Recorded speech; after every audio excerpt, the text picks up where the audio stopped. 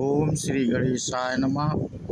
मित्रों, आज इस वीडियो के माध्यम से हम बात करेंगे श्री रामचरितमानस सुंदर कांड से। ये प्रसंग लिया है हमने मित्रों, और आज की कथा हमारी रहेगी श्री हनुमान जी अशोक वाटिका में पहुंचते हैं और वहाँ सीता जी को देख करके हनुमान जी दुखी हो जाते हैं। और हम अपने कल पिछले वीडियो में आप लोगों से बात किए थे, विभीषण जी से मिलने के बाद हनुमान जी अशोक वाटिका के लिए चलते हैं और उसी के आगे की कथा है हनुमान जी का अशोक वाटिका में सीता जी को देखकर दुखी होना और रावण का सीता जी को भय दिखलाना। तो आज इस पे ये चर्चा होगी मित्रों। जुगति विभीषण सकल सुनाई, चले वो पवन सुत विदा कराई। करि सोई रूप गयो पुनीत हवा, बन अशोक वाटिका सीता जहाँ रावा। विभीषण जी ने माता के दर्शन की सब युक्तियाँ उपाय कह सुनाई। तब हनुमान जी विदा लेकर चले। फिर वही पहले का मशक सरीखा रूप धर कर वहाँ गए जहाँ अशोक वन के जिस भाग में सीता जी रहती थी। देखी मनहि महु कीन्ह प्रणामा, बैठहि बीति जात जिनिसि जामा। कृशत अनुशीस जटायक बेनी, जपत हृदय रघुपति गुण श्रेणी। सीता जी को देखकर हनुमान जी ने उन्हें मन ही मन में प्रणाम किया। उन्हें बैठे ही बैठे रात्रि के चारों पहर बीत जाते हैं। शरीर दुबला हो गया है, सिर पर जटाओं की एक बेड़ी लट है। हृदय में श्री रघुनाथ जी के गुण समूहों का जाप स्मरण करती रहती। निज पद नयन दिए मन, राम पद कमल लीन। परम दुखी भय पवन सुत, देखी जानकी दीन। श्री जानकी जी नेत्रों को अपने चरणों में लगाए हुए नीचे की ओर देख रही हैं और मन श्री राम जी के चरण कमलों में लीन है। जानकी जी को दीन दुखी देखकर पवन सुत पुत्र हनुमान जी बहुत दुखी हुए। तरु पल्लव महारहा लुकाई, करई विचार करो का भाई। तेहि अवसर रामनु तहाँ आवा, संग नारी बहु किए बनावा। हनुमान जी वृक्ष के पत्तों में छिप रहे और विचार करने लगे कि हे भाई, क्या करूं, इनका दुख कैसे दूर करूं। उसी समय बहुत सी स्त्रियों को साथ लिए सज धज कर रावण वहां आया। बहुविधि खल सीतहि समुझावा, सामदान भय भेद दिखावा। कहा रावण सुत सुमुखी सयानी, मंदोदरी आदि सब रानी। उस दुष्ट ने सीता जी को बहुत प्रकार से समझाया, साम दान भय और भेद दिखलाया। रावण ने कहा, हे सुमुख, हे सयानी, सुनो, मंदोदरी आदि सब रानियों को आदेश देता है। तब अनुचरी करो पन मोरा, एक बार बिलोक मम ओरा। तृण धरि ओट कहत भय देहि, सुमिरि अवधपति परम स्नेही।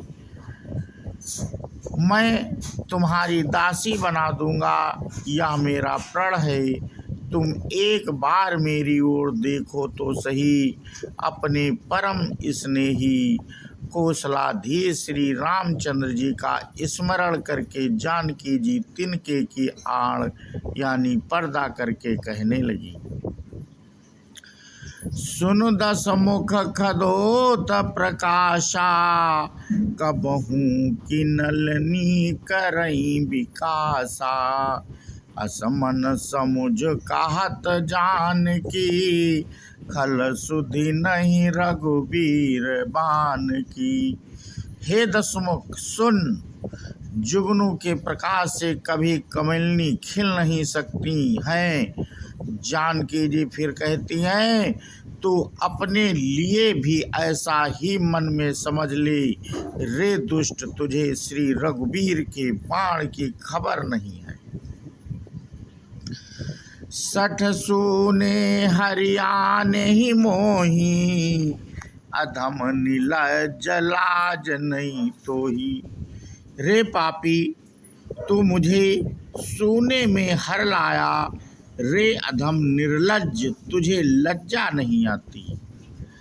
आप ही सुनि खदोत सम, राम ही भानु समान। परुष बचन सुनि काढ़ियसी, बोलायति खिसियान। अपने को जुगनू के समान और रामचंद्र जी को सूर्य के समान सुनकर और सीता जी के कठोर वचनों को सुनकर रावण तलवार निकालकर बड़े गुस्से में आकर बोला, सीता तय मम कृत अपमाना, कटिहउँ तब सिर कठिन कृपाना। नाही त सपदि मानु मम बानी, सुमुखी होती न जीत जीवन हानि। सीता जी, तूने मेरा अपमान किया है, मैं तेरा सिर इस कठोर कृपाण से काट डालूंगा, नहीं तो अब भी जल्दी मेरी बात मान ले। हे सुमुख, नहीं तो जीवन से हाथ धोना पड़ेगा। श्याम सरोज दाम सम सुंदर, प्रभु भुज करि कर सम दस कंधर। सो भुज कंठ की तव असि घोरा, सुनु सठ अस प्रवान पन मोरा। सीता जी ने कहा, हे दस ग्रीव प्रभु की भुजा जो श्याम कमल की माला के समान सुंदर और हाथी की सूंड के समान पुष्ट तथा विशाल है, तो वह भुजा ही मेरे कंठ में पड़ेगी या तेरी भयानक तलवार ही। रे सठ सुन, यही मेरा सच्चा प्रण है। चंद्रहास हरु मम परितापम, रघुपति बिराहयनल संजात तम। शीतल निसति बहसी बरधारा, कह सीता हरु मम दुख भारा। सीता जी कहती हैं, हे चंद्रहास तलवार, श्री रघुनाथ जी के विरह की अग्नि से उत्पन्न मेरी बड़ी भारी जलन को तू हर ले। हे तलवार, तू शीतल तीव्र और श्रेष्ठ धारा बहाती है, अर्थात तेरी धारा ठंडी और तेज है। तू मेरे दुख के बोझ को हर ले। सुनत बचन पुनि मारन धावा, मयत नया कहीं नीति बुझावा। कहसी सकल निशि चरनी बुलाई, सीतहि बहुविधि त्रासहु जाई। सीता जी के ये वचन सुनते ही वह मारने दौड़ा। तब मैं दानव की पुत्री मंदोदरी ने नीति कहकर उसे समझाया। तब रावण ने सब दासियों को बुलाकर कहा कि सीता जी को बहुत प्रकार से भय दिखलाओ।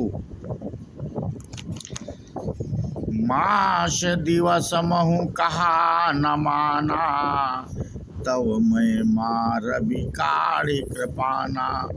यदि महीने भर में यह कहा ना माने तो मैं इसे तलवार निकाल कर मार डालूंगा। भवन गयव 10 कंधर यहाँ,